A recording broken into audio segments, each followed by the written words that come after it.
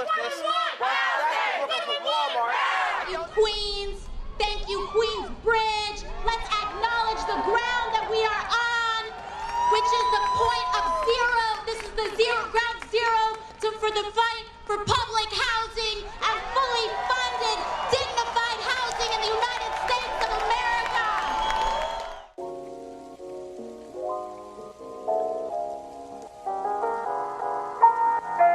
Gentrification of American cities is an often ignored problem that has an effect on millions in the United States.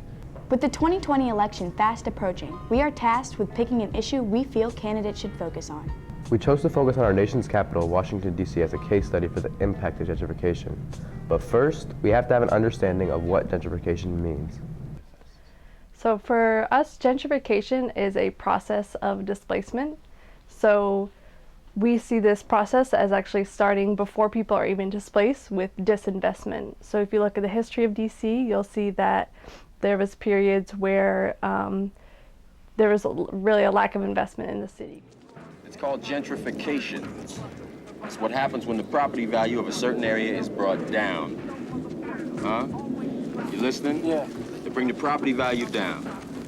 They can buy the land at a lower price. Then they move all the people out, raise the property value, and sell it at a profit. It makes me feel a little sad because it's like my history being taken away from me. To learn more about the impact of this issue, we met with grassroots organizer Claire Cook of 1DC.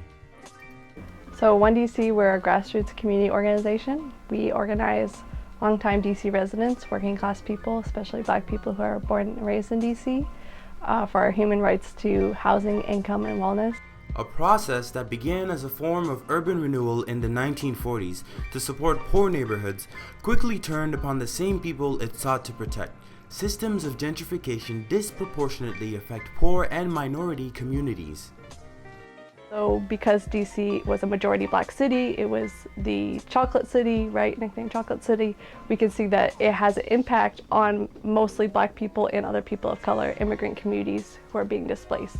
Black people have been systemically denied the ability to get the same kinds of housing and therefore the same kinds of capital. And so what we've seen it look like in DC is sometimes it is like home buyer programs where people are buying homes and renovating them, and then the property values in the community are rising. Other times it's the developers, big corporations, and the city partnering together to pour millions, billions of dollars into neighborhoods to build luxury condos, mixed use retail space, and this really jacks up the rents. To take a closer look at DC, according to a study conducted by the National Community Reinvestment Coalition, from 2000 to 2013, 20,000 Black residents were displaced. The rate of gentrification in Washington, D.C. is ever growing and currently sits at 51.9%. Furniture tossed to the curb. It is a telltale sign of an eviction. It's happening mostly at the vacant Berry Farm housing development in Southeast DC right before the holidays. Tenants say they were told by the housing authority that they had to be out by Friday, but now the city agency says they're not pushing anyone out. A prime example of the effects of gentrification in DC is the neighborhood of Berry Farms. This was a historically African American neighborhood since the early 20th century. According to NCRC, the demolition of Berry Farm threatens to displace hundreds of families that have no other place to go. This situation is happening not only in DC and Berry Farms, but also in hundreds of cities across the nation. A study conducted by the Governing Association based on the 2000 census data ranked the 50 largest cities in the United States by gentrification rates. Number 1 on the list is Portland, Oregon, with 58.1% of the eligible land being gentrified.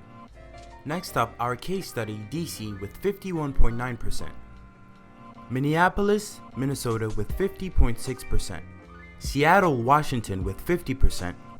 Atlanta, Georgia with 46.2%.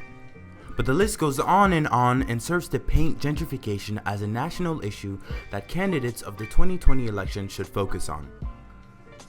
Now, of course, this question of struggling against gentrification is not without controversy. It's complex, it's difficult. In the United States, affordable housing is not a right. President Trump's 2020 fiscal plan proposes a $9.6 billion cut to affordable housing. America's new obsession with the urban lifestyle has had many effects on the nation. Gentrification, or urban renewal. As the country's rates of gentrified land increases, it is important to draw a distinction between the two and their consequences.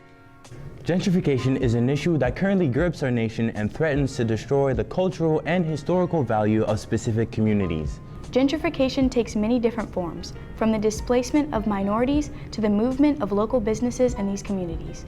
That is why the 2020 candidates should take effective steps towards discussing and eventually solving this crisis. I don't know if you're familiar with, there's this go-go shop up on the corner where they fix phones, they sell phone cases, and they sell go-go music. And then because of some complaints, there was actually a ordinance to shut down and stop the playing of the go-go music. So this is clearly like an attack on the Black community in DC because of gentrification, because of new people, wealthier, whiter people moving in.